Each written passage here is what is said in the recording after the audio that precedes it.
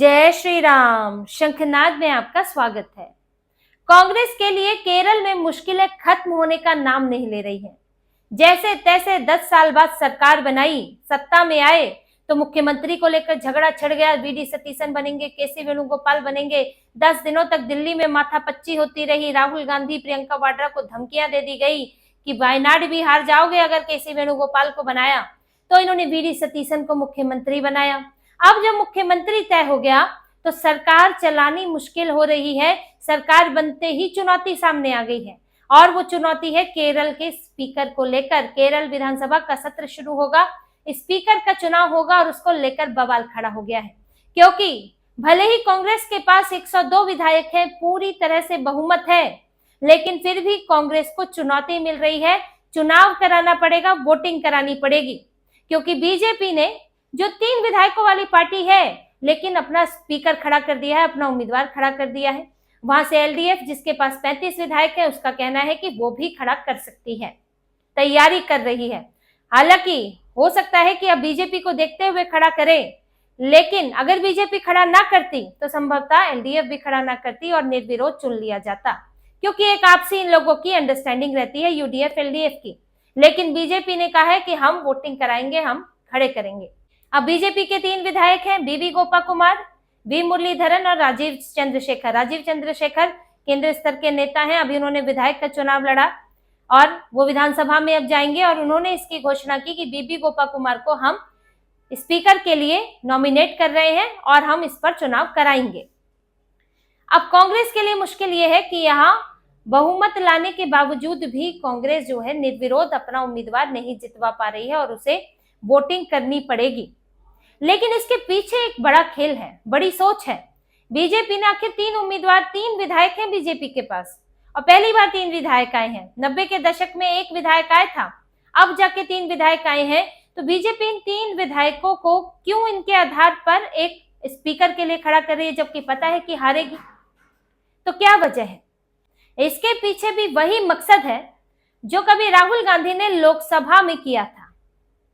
राहुल गांधी ने लोकसभा में जब 2024 का चुनाव हुआ था, वह एनडीए को बहुमत मिला था, लेकिन फिर भी कहा था कि जी हम तो स्पीकर का चुनाव लड़ेंगे, ओम बिरला के खिलाफ उम्मीदवार उतारेंगे, विपक्ष पूरा एकजुट है।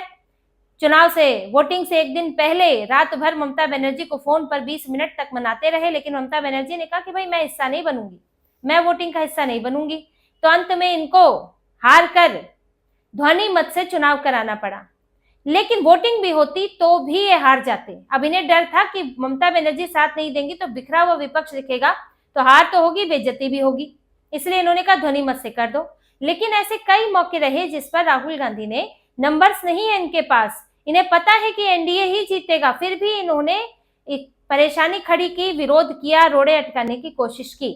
क्यों की? ताकि चर्चा हो, लोगों तक पहुंचे कि हम भी हैं, हम दिखें लोगों को कि हम तो देखो जी विरोध कर रहे हैं। तो यहाँ ये रणनीति कांग्रेस ने अपनाई है। अब देखिए, जहां आप दूसरे को चैलेंज कर सकते हैं, तो आप जहां सत्ता में है वहां आपको भी चैलेंज मिल सकता है।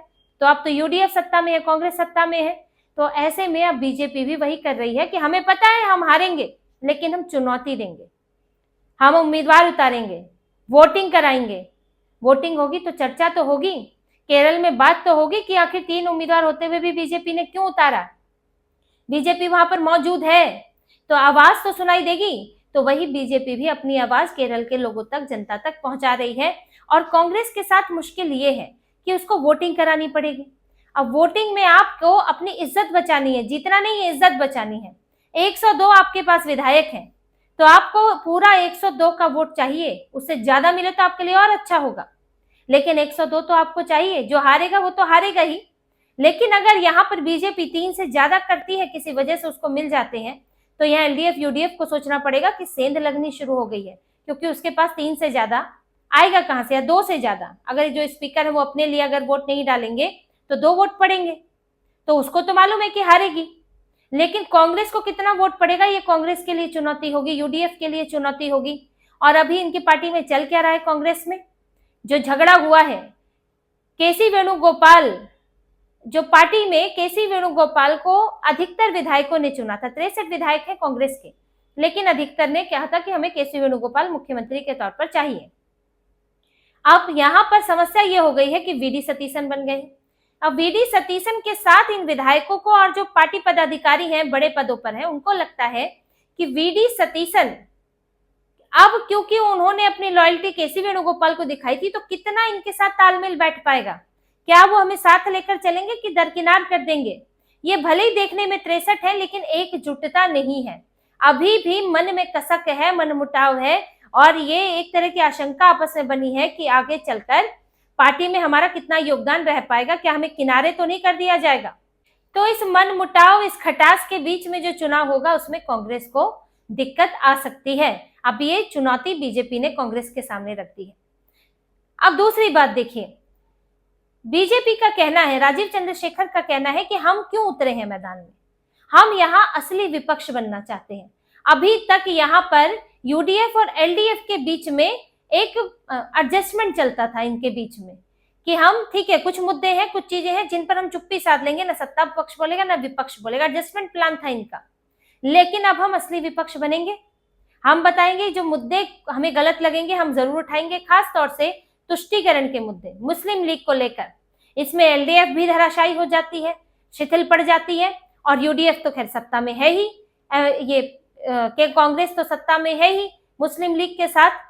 तो तुष्टीकरण के मामलों में इनका मुंह बंद हो जाता है, भले ही उस तुष्टीकरण से दूसरे लोगों को नुकसान हो, केरल को नुकसान हो, लेकिन ये लोग करते चलेंगे। अनड्यू प्रॉफिट चाहे दे रहे हो उन्हें, गैर जरूरी फायदा दे रहे हो, जरूरत से ज्यादा दे रहे हो, फिर भी ये लोग चुप्पी साधेंगे, इस पर कोई मुंह नहीं खुलता। और ये मुनाम्बम के मामले में हम देख चुके हैं, मुनाम्बम गांव जहां पर अधिकतर आबादी ईसाइयों की थी, और वहां पर वक्फ बोर्ड ने वहां की पूरी जमीन, जहां घर भी थे, खेत भी थे, उस पर अपना कब्जा कर लिया कि भाई ये तो वक्फ की जमीन, अचानक से वक्फ की जमीन हो जाती है। और बीजेपी ने उसके खिलाफ आवाज उठाई, फिर वक्फ संशोधन बिल आए, लोगों का सपोर्ट किया, लेकिन एलडीएफ के मुंह से कुछ नहीं निकला, यूडीएफ के मुंह से, कांग्रेस के मुंह से कुछ नहीं निकला, लेफ्ट पार्टियां चुप रही। तो वहां के लोगों को यह एहसास हुआ कि अगर बात तुष्टीकरण की होगी तो वहां ईसाइयों की भी फिर कोई नहीं सुनी जाएगी, ना कांग्रेस सुनेगी ना लेफ्ट पार्टियां सुनेंगी। तो उन्होंने रास्ता बदला, कई चर्चों ने बीजेपी को सपोर्ट किया, कुछ हिंदू संगठनों ने सपोर्ट किया, क्योंकि जहां पर मुस्लिम लीग के विधायक रहते हैं वहां पर दूसरे धर्म के जो लोग हैं उनके लिए हालात मुश्किल हो जाते हैं, उनकी बात सुनी नहीं जाती है, उनको एक तरह से दोहरे दर्जे का नागरिक बनकर रहना पड़ता है, उनका दर्जा ही कम हो जाता है, वहां पर डरे डरे दबे दबे रहना पड़ता है। तो इसलिए लोगों ने ऐसी पार्टी को समर्थन दिया जो कि इस तुष्टीकरण को चुनौती दे सके। अब यहाँ बीजेपी इसी चीज को दिखाना चाहती है कि ये एलडीएफ और यूडीएफ तो चुप रहेंगे इस मामले में, लेकिन हम बोलेंगे। अब कई चीजें ऐसी होंगी, आप देखेंगे विधानसभा के अंदर, जहां पर सवाल उठेंगे, कांग्रेस के कई फैसले होंगे जिनको लेकर मीडिया में बात होगी। बीजेपी इन 3 विधायकों को 30 की तरह इस्तेमाल करना चाहती है, क्योंकि एलडीएफ वहां पर देखिए अब गिरती हुई स्थिति में है, और दूसरा वो एक कोई अलग तरह की राजनीति नहीं दे पा रहा है। जो असली मुद्दे हैं, जो कई मुद्दे तुष्टीकरण से जुड़े हुए हैं और यहाँ पर लगातार हिंदुओं के साथ होते भेदभाव से जुड़े हुए हैं, उस पर कोई आवाज नहीं उठा रहा है। तो अगर ये आवाज बीजेपी की आवाज लोगों को मिलती है तो वो इनके साथ हो सकते हैं। इसलिए अब वो विपक्ष की तरह बीजेपी वहां दिखना चाहती है। और देखिए, कांग्रेस ने मुस्लिम लीग को साथ लिया है, एजुकेशन डिपार्टमेंट से लेकर इंडस्ट्री सब दे दिया है। अब आप समझिए कि वहां पर क्या होगा, केरल में कौन डिपार्टमेंट में बैठा हुआ है, मुस्लिम लीग के लोग क्या एजेंडा चलाएंगे। तो यहाँ तो दिक्कतें ये है। अब ये कुछ भी ऐसा करेंगे तो इस पर सवाल बीजेपी उठाएगी। बीजेपी के नेता प्रवक्ता पहले ही तैयार है, उन्होंने तो मीडिया में भी बोला है कि कांग्रेस अब यहाँ पर तुष्टीकरण करेगी, घोर तुष्टीकरण, क्योंकि मुस्लिम लीग साथ में है और मुस्लिम लीग अगर कुछ करती है तो कांग्रेस के लिए उसको रोकना बड़ा मुश्किल होगा, सरकार गिर जाएगी। 102 चाहिए, मात्र 63 है कांग्रेस के पास। तो यहाँ अब आप देखेंगे कि वो राजनीति शुरू होने वाली है जो एलडीएफ के टाइम पर भी नहीं थी, क्योंकि तब मुस्लिम लीग सत्ता में नहीं थी। अब यहाँ पर पूरी तरह से जो दूसरे समुदाय के, दूसरे धर्मों के लोग हैं, उनके लिए मुश्किल आने वाली है। अब इस पर बीजेपी जब इन मुद्दों को उठाएगी, इन बातों को रखेगी, तो ये तो तय है कि उसका आधार बढ़ेगा। तो यहाँ आप ये देख लीजिए, 2 चीजों को साधना चाहती है बीजेपी, एक कांग्रेस को, दूसरा एलडीएफ को। कांग्रेस के सामने चुनौती खड़ी करना चाहती है और एलडीएफ को रिप्लेस करके मुख्य विपक्षी पार्टी बनना चाहती है। तो आने वाले समय में आप केरल विधानसभा में और हंगामा देखेंगे कि वहां पर जो मुद्दे कभी उठते नहीं थे अब वो मुद्दे उठेंगे।